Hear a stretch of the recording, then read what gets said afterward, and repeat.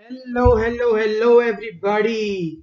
तो आ गया है यार, सबसे ड्रेडेड डे, पूरे इंडियन गेमर का सबसे ड्रेडेड डे आ गया है। पबजी मोबाइल गवर्नमेंट ने फाइनली बैन कर दी। पहले भी बहुत बार ऐसे इंस्टेंस जैसे लग रहा था जब पबजी बैन हो जाएगी, पर नहीं हुई। आज फाइनली वो दिन आ चुका है। पबजी ऑफिशियली इंडियन गवर्नमेंट ने हर इंडिया के स्टेट में या फिर इंडिया की मैक्सिमम टेरिटरीज में बैन कर दी है। हम आज डिस्कस करने वाले हैं इस बैन का असली रीजन क्या है, ये बैन कभी हटेगा या फिर पबजी हमेशा के लिए बैन रहेगी, आखिर होएगा तो होएगा क्या। तो लेट्स गेट इनटू इट। तो फर्स्टली, पबजी बैन क्यों हुई? देखो, जो ऑफिशियल रीजन है जो गवर्नमेंट ने दिया है वो है सेक्शन 69A के अंदर इंडियन यूजर्स का डेटा प्रोटेक्ट करने के लिए पबजी बैन हुई है। इंडियन यूजर्स का डेटा किससे प्रोटेक्ट कर रहे हैं? सिंपल आंसर, चाइनीज गवर्नमेंट से। ऐसी उनकी क्लेम्स है, क्योंकि टेंसेंट एक चाइनीज कंपनी है और अगर आप किसी भी चाइनीज कंपनी को देखें तो वो लीगली ऑब्लिगेटेड हैं, यानी कि उनको देना ही पड़ेगा अपना डेटा चाइनीज गवर्नमेंट को। वहां वैसे चाइना के रूल्स हैं।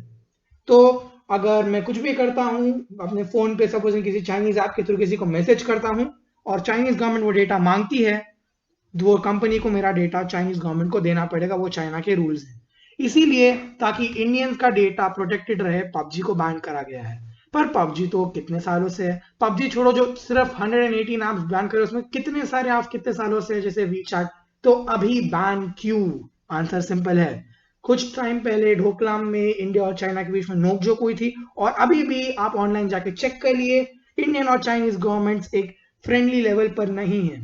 इसीलिए इंडिया ने शायद अपने डेटा प्रोटेक्ट करने के लिए बैन अभी करने का चूज करा होगा। पर मेरे हिसाब से ये असली रीजन नहीं है। मेरे हिसाब से असली रीजन है कि इंडिया को चाइना को दिखाना था कि वो भी कुछ कर सकते हैं, वो चुपचाप नहीं बैठे रहेंगे। मगर मेरे हिसाब से ये बैन करना नहीं चाहिए था, क्योंकि ज्यादा डैमेज थोड़ी होएगा चाइना को इससे। सपोज पबजी बैन हो गई, पबजी वैसे भी कितना कमाती थी, पबजी की अर्निंग थी $38 मिलियन इंडिया में। अभी आपको या मेरे को बहुत बड़ा अकाउंट मिलेगा, पर चाइना और इंडिया जैसे कंट्रीज, इंडिया की जीडीपी 1 ट्रिलियन, चाइना की 3 ट्रिलियन, 7 ट्रिलियन, ऐसी ऐसी ऐसी जीडीपी को 38.6 मिलियन, बेसिकली 30 रुपए जैसे हैं। तो उन्हें कोई फर्क नहीं पड़ेगा। इसीलिए मेरे को लग रहा है कि इतना छोटा सा साइन देने के लिए, जो पूरे इंडिया की फेवरेट गेम है जैसे हम सब लोग जानते हैं, उसे बैन करने की जरूरत नहीं थी। आपके हिसाब से बैन होना चाहिए था या नहीं, आप कमेंट्स में डालिएगा। और अभी इस बैन का क्या होएगा? क्या पबजी वापस इंडियंस कभी खेल पाएंगे? और उसका आंसर मेरे हिसाब से है हाँ। और इसकी वजह यह है कि पबजी इसलिए बैन हुई है क्योंकि वो एक चाइनीज गेम है, मतलब किसी चाइनीज कंपनी बनाई है, उसकी राइट्स किसी चाइनीज कंपनी के पास है जिसका नाम टेंसेंट है। मगर टेंसेंट, क्योंकि अभी पबजी के साथ उनको तो फायदा नहीं है, अगर वो इंडिया में बैन हो गई, पबजी इंडिया मोबाइल की राइट टेंसेंट दे देगी ईए प्लेयर्स, जो कि एक अमेरिकन कंपनी है, उसको।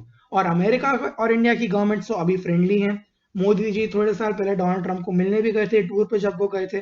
फ्रेंडली गवर्नमेंट्स हैं, एक दूसरे के साथ हाथ मिलाकर चल रही हैं। इसीलिए अगर ईए की तरफ से पबजी लॉन्च करी जाती है इंडिया में फिर से, इंडियन गवर्नमेंट उसे बैन नहीं करेगी। तो मेरे हिसाब से होएगा ये कि अगले 2-3 महीनों में ईए पबजी को खरीद लेगी और वो इंडिया में खेलने के लिए वापस अवेलेबल हो जाएगी। क्या ये अच्छी बात है? बिल्कुल भी नहीं। क्योंकि ईए एक बहुत ही ग्रीडी कंपनी है, टेंसेंट से कंपेयर किया जाए तो। वो हर जगह हर ट्रांजैक्शन पे टू विन कर देती है। उनकी पिछली गेम्स भी देखिए, स्टार वॉर्स बैटलफ्रंट 2 जैसे। ये एक अच्छी कंपनी नहीं है, एक बहुत ग्रीडी कंपनी है। मगर इसका होएगा क्या, ये हमें बाद में पता चलेगा।